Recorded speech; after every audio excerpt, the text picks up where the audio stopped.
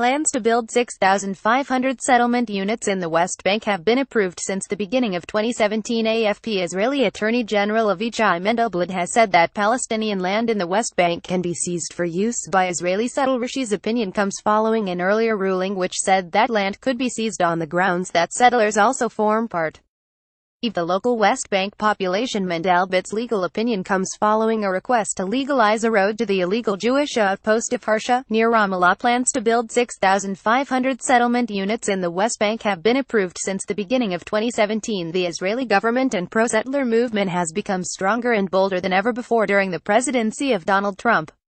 Global observers were shocked at the inclusion of a settlement prize during this year's annual Israeli Independence Day celebrations.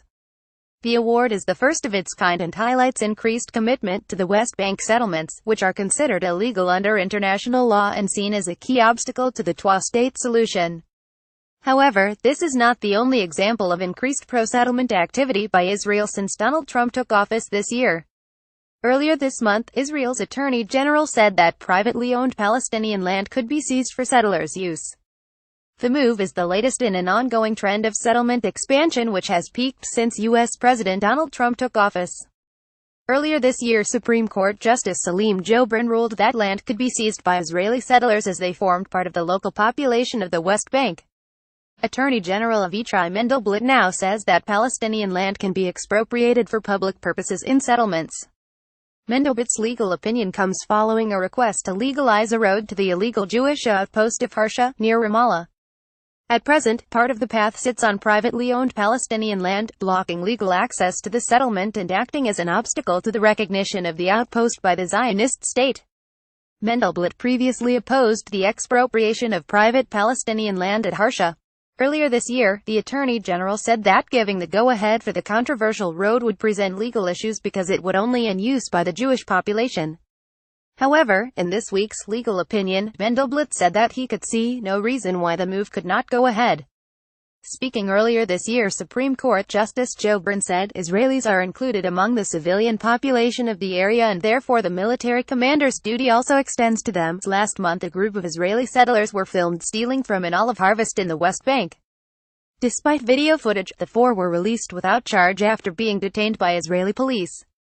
The news comes after Israel's Jerusalem Affairs Minister told the conference that is necessary to plan for up to 1 million settlers in the occupied West Bank. Speaking at the On the Way to a Million conference in Jerusalem, Vilkin said, advance plans with all your might, as if it is possible today, as if you could create a zoning plan for 1,000 homes and execute it.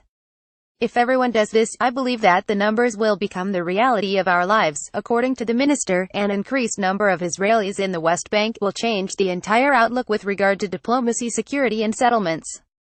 And will show everyone that there is no turning back here. Secretary General of the Palestinian National Initiative and Palestinian MP Mustafa Barghouti has said that settlement expansion has increased by an unprecedented amount under the presidency of Donald Trump.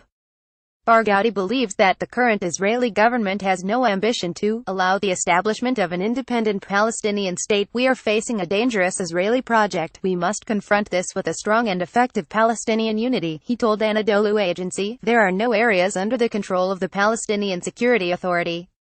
Israel has divided the West Bank into 225 small cut-off islands, through checkpoints, the separation wall, and colonial settlements, he added. The latest data from the Israeli Peace Now movement shows that plans to build 6,500 settlement units in the West Bank have been approved since the beginning of 2017, compared to 2,629 settlement units in 2016 and 1982 settlement units in 2015.